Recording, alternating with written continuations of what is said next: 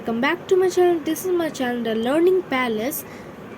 मैं आपका अपने चैनल पर स्वागत करती हूँ और आज हम लोग वही सब्जेक्ट पढ़ेंगे, हिंदी लैंग्वेज, क्योंकि ये है पार्ट 2 उसी चैप्टर का, भाषा और व्याकरण।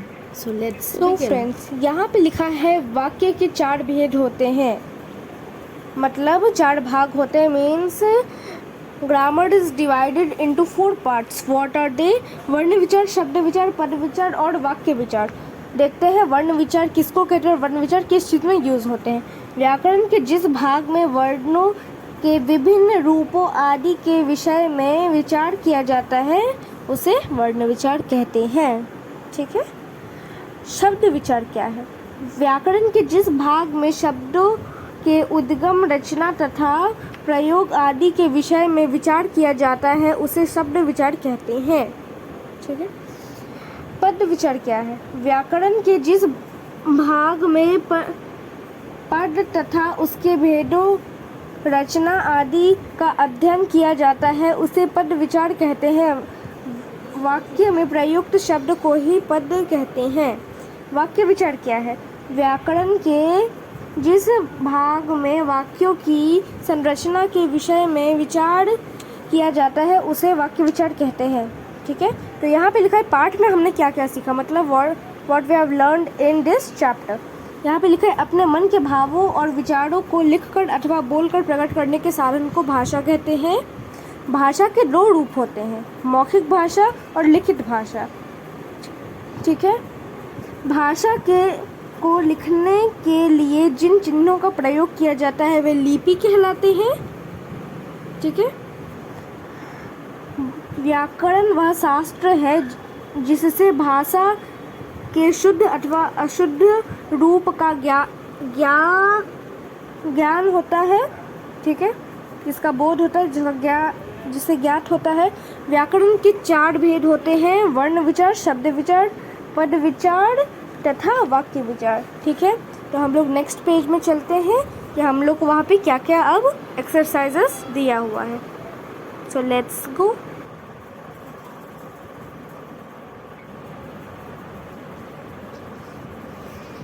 सो फ्रेंड, जैसे कि आप देख सकते हैं कि हम लोग नेक्स्ट पेज में आ चुके हैं, तो हम लोग आगे बढ़ते हैं। यहाँ पे लिखा नंबर 1 में निम्नलिखित प्रश्नों के उत्तर लिखें। Means question answer. भाषा किसे कहते हैं, उनके कितने रूप होते हैं, मौखिक एवं लिखित भाषा में क्या अंतर है, लिपि किसे कहते हैं, व्याकरण किसे कहते हैं, उनके कितने भाग होते हैं। ठीक है।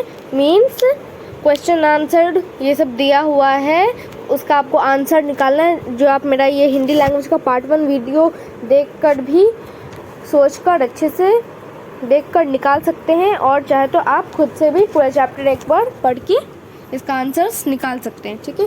नंबर 2 में हम लोग को दिया हुआ है उचित शब्दों का प्रयोग करते हुए रिक्त स्थान भरें। Means fill in the blanks.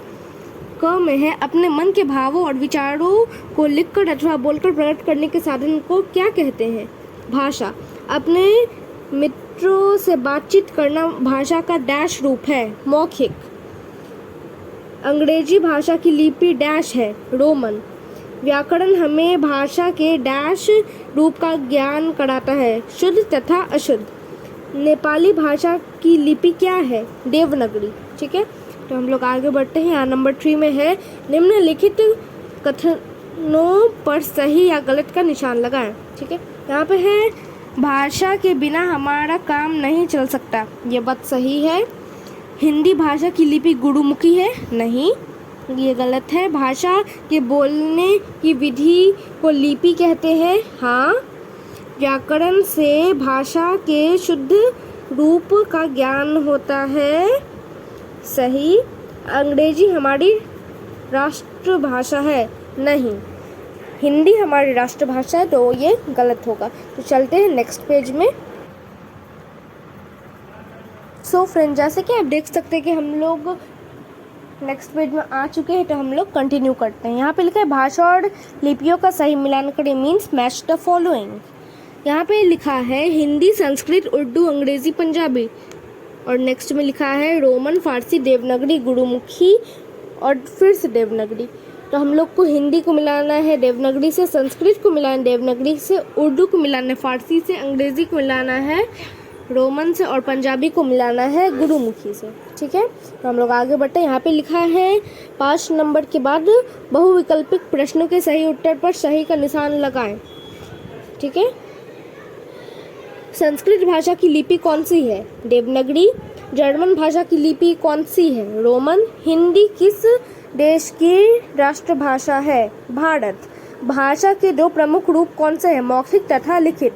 व्याकरण को कितने भागों में विभाजित किया गया है? 4। तो हम लोग नेक्स्ट पेज में चलते हैं।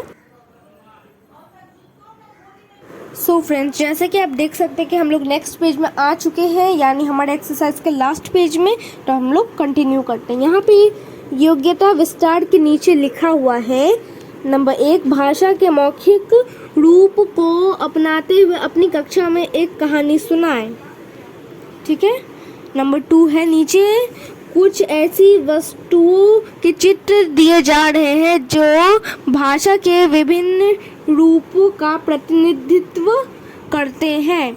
चित्रों को पहचान कर उनके नाम लिखिए और बताइए कि वे भाषा के किस भेद की प्रतिनिधि हैं। ठीक है, यहाँ पर नंबर 1 है न्यूज़पेपर। न्यूज़पेपर लिखित भाषा में है आता है।